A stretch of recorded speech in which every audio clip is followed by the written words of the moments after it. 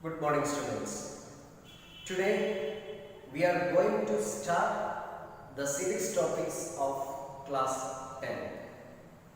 In the civics topics, there are 5 chapters. From these 5 chapters, you can score 30 marks.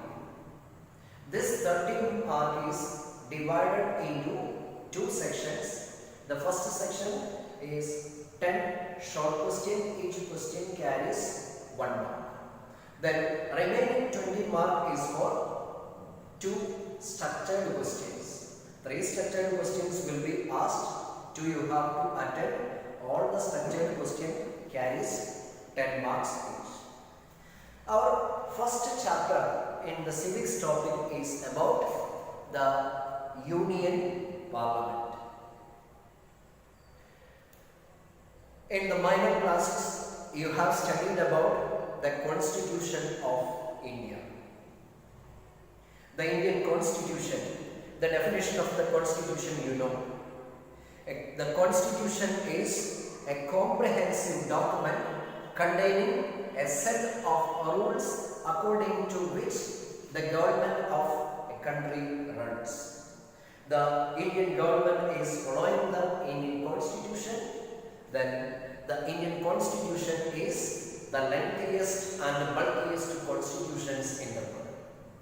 Then if we are analyzing the Constitution of India, we can understand the features of the Constitution. The first chapter, the Union Parliament, and today the first part of this chapter. The features of the Indian Constitution is our first topic. If we are looking into the features of the Indian Constitution, we can see that the Constitution describes the nature of the state.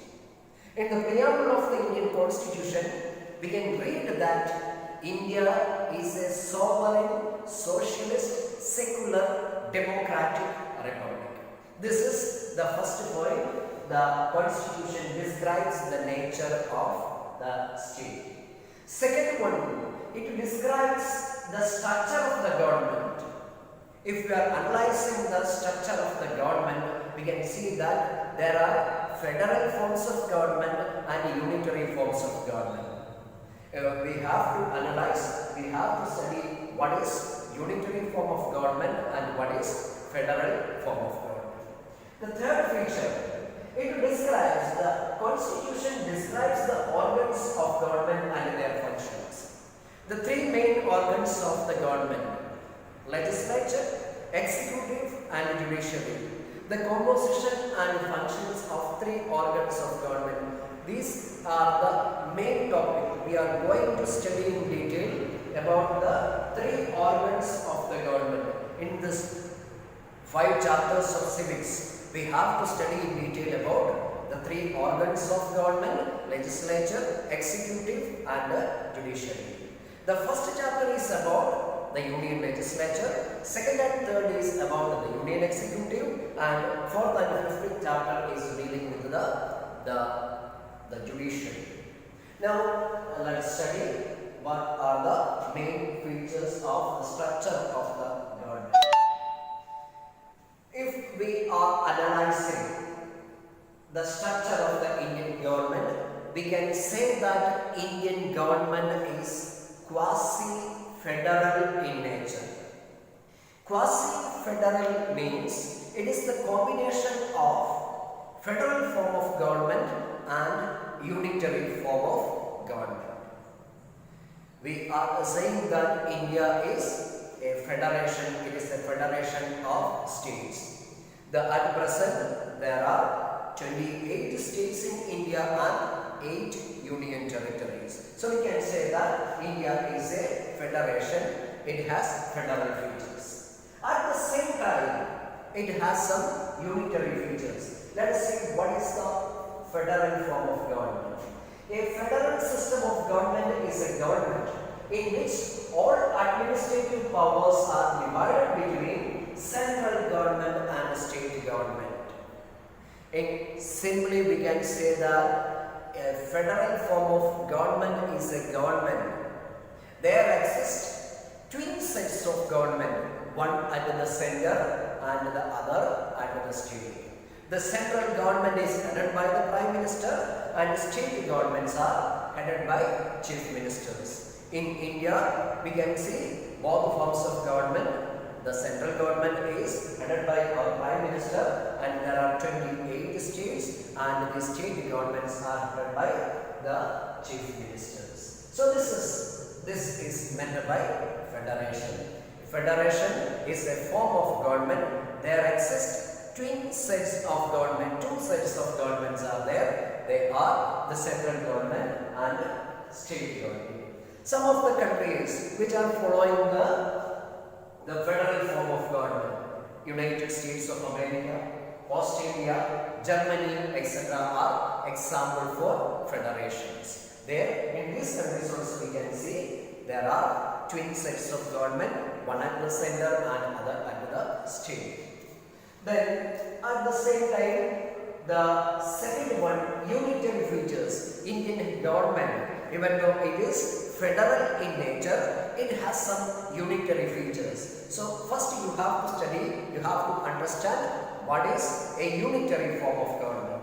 A unitary government is the one in which all powers are vested in national government and regional government.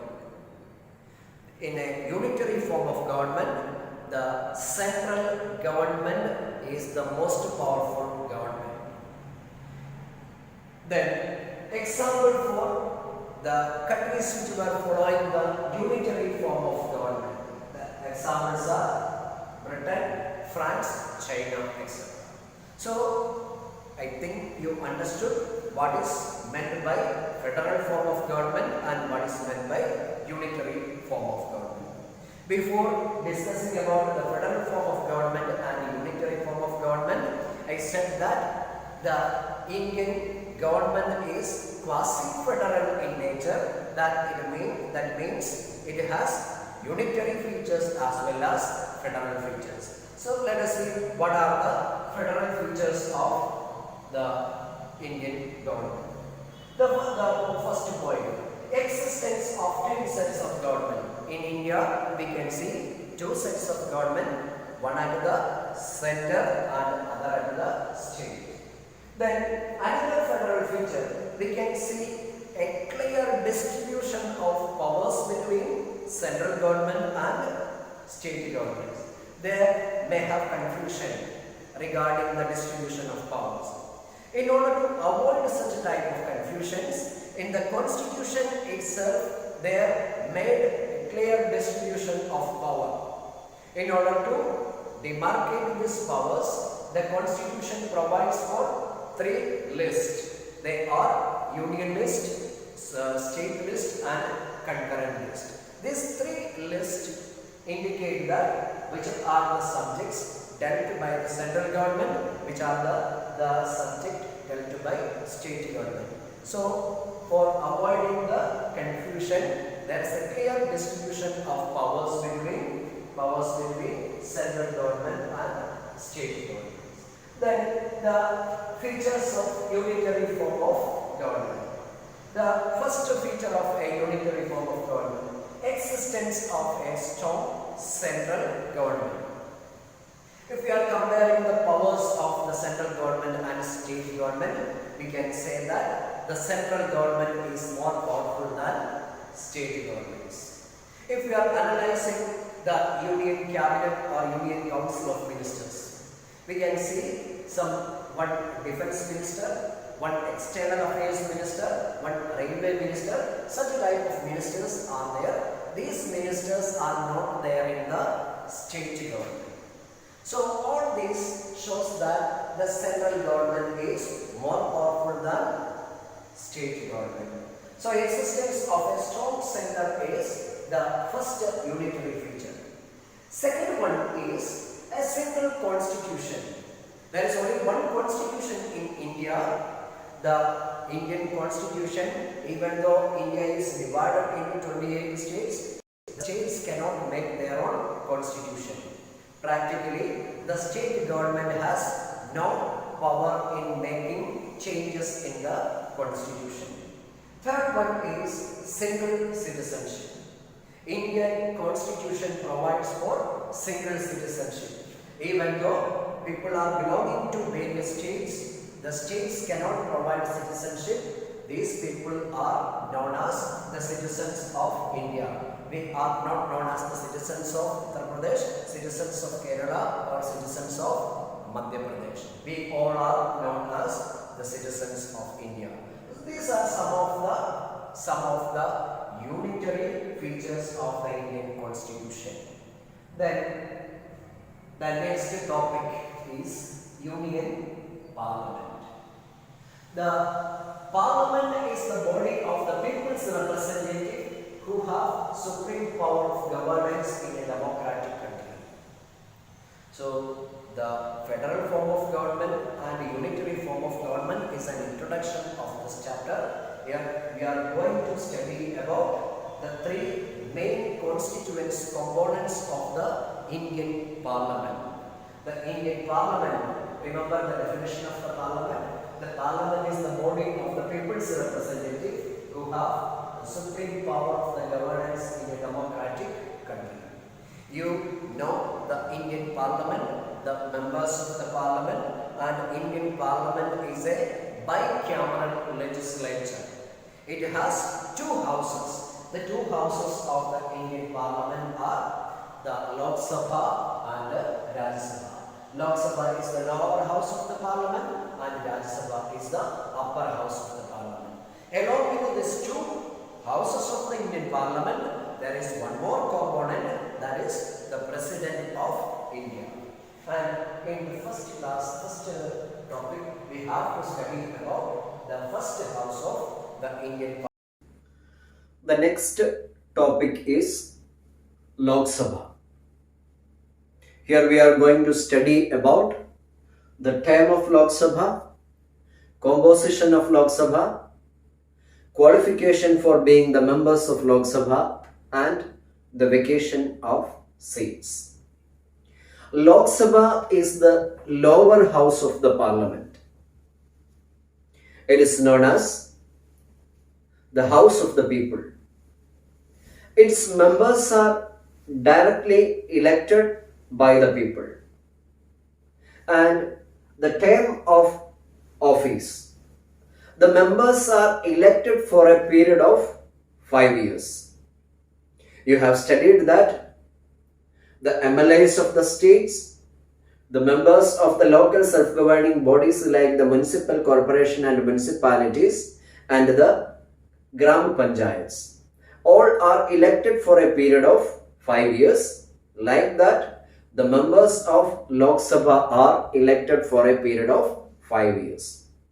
But sometimes, before the normal term of 5 years, the House Lok Sabha get dissolved by the President on the advice of the Prime Minister. Normally, the House is getting dissolved before the normal term due to the passing of vote of no confidence or due to the proclamation of national emergency. Anyhow, the normal term of office of Lok Sabha is 5 years. The next topic is composition of Lok Sabha. Till 2020 January, the composition of Lok Sabha was, its maximum permissible strength was 552. Those who are using the old textbooks, last year's textbook, there you can see 552 is the maximum permissible number. But this year onwards, from January 2020 onwards, there is a change. The maximum permissible strength of Lok Sabha is 550 members. Three numbers you have to remember. The first one is 550, that is the maximum strength of Lok Sabha. Out of this 550, 530 are getting elected from the various states of India. Remaining 20 are elected from union territories. So these are the 3 points you have to remember related to the composition of Lok Sabha, its maximum permissible strength is 550. Out of 550, 530 are elected from the states and 20 are elected from union territories. The next topic is qualification for membership. For being a member of Lok Sabha, a person should have the following qualifications. There are 7 qualifications for being a member of Lok Sabha. At least 4 or 5 you have to by heart. The first qualification for being a member of Lok Sabha is the person, he or she should be a citizen of India. Remember, no foreigners can become the member of Lok Sabha. If they wanted to become the members of Lok Sabha, first they have to get Indian citizenship. The second qualification, he or she should be above 25 years of old. That means the minimum age for being a member of Lok Sabha is 25 years. Third one, he or she should not hold any office of profit. That means the person should not be a government employee under the state government or central government. The government employees can contest in the election if they are resigning the job. The fourth qualification, he or she should be a registered voter. That means his or her name should be there in the voters list. The fifth qualification, he or she should not be a proclaimed criminal. Criminals cannot become the member of Lok Sabha. Then sixth one is, he or she should not be an insolvent. Insolvent means the person who is not able to fulfill his financial commitment. So insolvents cannot become the members of Lok Sabha. The seventh qualification, he or she should be mentally sound. Mental patients cannot become the members of Lok Sabha. These are the 7 qualifications for being a member of Lok Sabha. If any of these qualifications are not there, he or she will be disqualified. There are various grounds for disqualification of members. Any of these above mentioned qualifications are not there, the person will be dismissed or will be disqualified. Then the last topic is vacation of seats. Under some situation, the seats of the members of Lok Sabha fall vacant. Some of the examples you must remember. The first one, due to the death of a member, the seat fall vacant.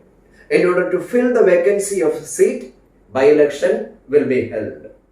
Then, if the member of Lok Sabha is giving the resignation letter to the Speaker of Lok Sabha, and if the Speaker accepts this resignation letter, his seat fall vacant.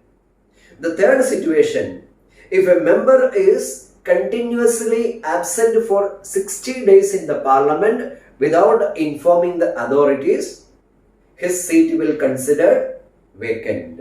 So these are some of the occasions in which situations in which the seat of the member of Lok Sabha fall vacant. Then in the next video, we will study about the parliamentary procedures. Now we can stop this class. Thank you.